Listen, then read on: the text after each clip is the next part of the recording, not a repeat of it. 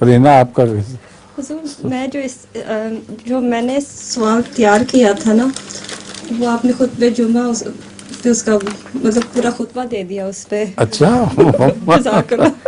गलती की बहुत बेहतरीन जवाब अच्छा। मिल गया जज़ाकल्लाह। अस्सलाम वालेकुम हुजूर। लतीफ़ा भी कोई नहीं।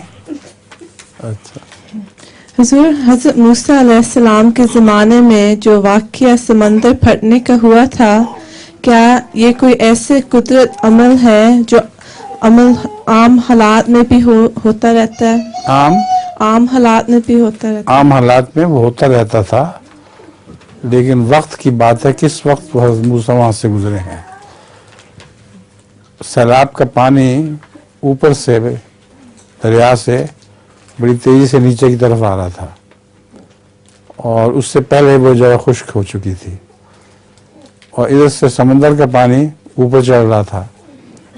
तो इन दोनों के आपस में मिलने के नतीजे में वो बहुत बड़ी लहर उठी है जिसमें फिरौन और उसका लश्कर गर्क हो गए और इनके मिलने से पहले पहले हज़रत मूसा को अल्लाह ताला ने गुजार दिया था। जज़ाकल्लाह।